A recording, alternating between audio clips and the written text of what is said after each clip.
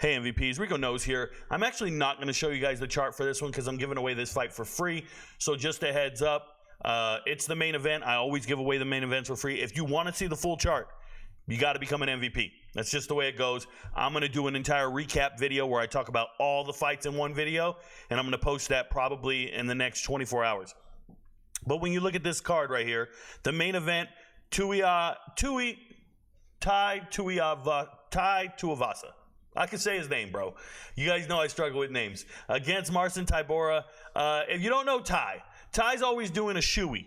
If y'all don't know what a shoey is, that's when he drinks a beer out of somebody's shoe. It's disgusting. He goes to the crowd. He tells the dude take off his shoe. He pours a beer in there, and then he drinks it. Most of it, he just lets it run down his chest. But yes, you see this man. He's out of shape. He's fat as hell. He's 265 pounds.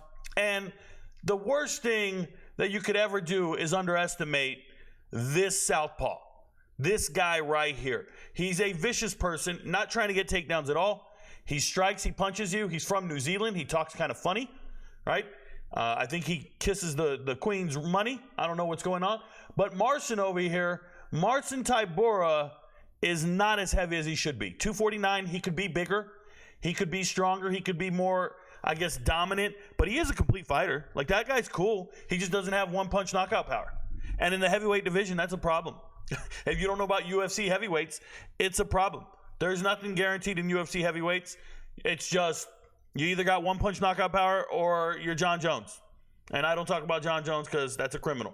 But Tybura here, it used to be a good grappler, a good wrestler, a guy who would get submissions. It's all gone now because he can get knocked the hell out. Now, speaking of getting knocked the hell out, it can happen to any heavyweight. Tuivasa, what really happened here is he went on this run. I want you guys to understand something. He went on this run of 5 knockouts in a row. Started off with skyscraper Steve Struve. If you don't know Steve Struve here, he's 6'8", okay? Then Harry Hunsucker, sucks. Greg Hardy, former NFL football player, sucks. Beats on women as well. Augusto Sakai, sucks. Derek Lewis, the Black Beast, Derek Lewis. Yes, he's very good. And by the way, Tui went in there and said, let's bang these things. And obviously, Derek Lewis couldn't handle what he was throwing. But these last 3 fights, Tuivasa has been extremely outclassed by a good all-around fighter. And we're talking about very good all-around fighters. They have outclassed him. They showed him you don't have that one-punch knockout power. And it's even gotten to the point, these 2 brutal knockouts here, to the point where we start questioning his chin. Has he gotten a little chinny, as they say? I'm going to tell you, he's not chinny. It's the heavyweight division. If anybody catches you clean, they're 265-pound men who are extremely strong. They're going to knock you out. And that's exactly what happens here. He got put to sleep. And if you think he's chinny, I think that's ridiculous. He went to the 3rd round with Cyril Gane. He got tired. It was a problem. And that's the problem with fighting in main events for heavyweights. There is no being saved by the bell. It's 5 rounds, bro. And these men are so big, they can't make it 5 rounds. So if you go look at the sports book and all that, it's going to tell you this fight is not going the distance, rightfully so. And if it is, it's going to be a terrible 4th and 5th round.